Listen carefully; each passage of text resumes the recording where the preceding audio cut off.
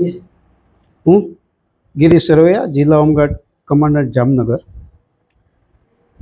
જિલ્લા હોમગાર્ડ દળ છે એ માનદ દળ છે, એટલે એમાં ફરજ બજાવતા હોમગાર્ડ સભ્યોને રેગ્યુલર ફરજો કરવા માટે કોઈ દબાણ કરી ન શકાય, પરંતુ જે જરૂરિયાતવાળા અને જે લોકો હોમગાર્ડ રેગ્યુલર ફરજો બજાવે છે એમાં પણ ઘણી વખત દરેક પોલીસ સ્ટેશનમાંથી ઘટના અમને કાગળો આવતા હોય છે।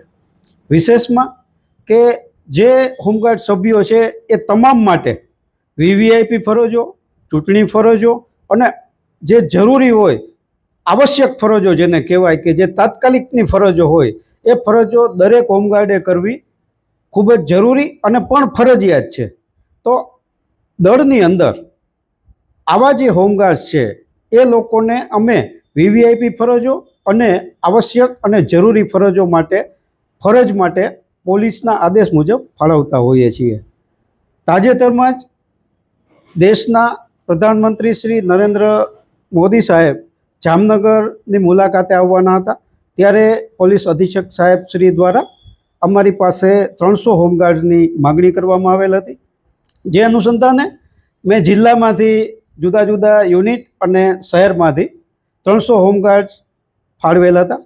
જે ફાળવેલ હોમગાર્ડ્સમાંથી 3 દિવસના બંદોબસ્ત દરમિયાન ઘણા બધા એવા હોમગાર્ડ સભ્યો હતા કે જેઓ પોતાની ફરજ પૂર્ણ કરેલ ન હતી અને ગેરહાજર રહેલ હતા। કોઈ 1 દિવસ ગેરહાજર રહેલા, કોઈ 2 દિવસ ગેરહાજર રહેલા અને અમુક સભ્યો તો સમગ્ર બંદોબસ્ત દરમિયાન ગેરહાજર રહેલા। આવા ગેરહાજર રહેલા કુલ 58 સભ્યો અને ત્યારબાદ બીજા 4 સભ્યો, એમ ટોટલ 62 સભ્યોની યાદી મારી પાસે પોલીસ અધિક્ષક શ્રી સાહેબ દ્વારા મોકલવામાં આવેલી।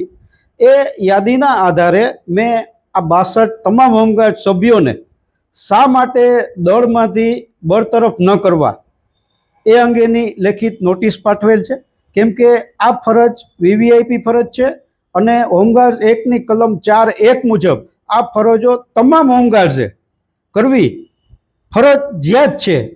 જે પણ તેઓએ કરી નથી અને દળની શિસ્ત અને અનુશાસનનું પાલન નથી કરેલ, જેથી આ 62 સભ્યોને દળમાંથી બરતરફ શા માટે ન કરવા તે અંગેની નોટિસ આપી અને ખુલાસાઓ પૂછવામાં આવેલ છે। જેના તમામના ખુલાસાઓ આવ્યા બાદ જેના ખુલાસા યોગ્ય જણાશે તેઓને ચાન્સ આપવામાં આવશે અને જેના ખુલાસાઓ યોગ્ય જણવામાં નહીં આવે ને જેના ખુલાસાઓ માન્ય રાખવામાં નહીં આવે તેઓની સામે હોમગાર્ડ્સ એક્ટ મુજબ આગળની કાર્યવાહી કરવાની ફરજિયાત જરૂર પડશે।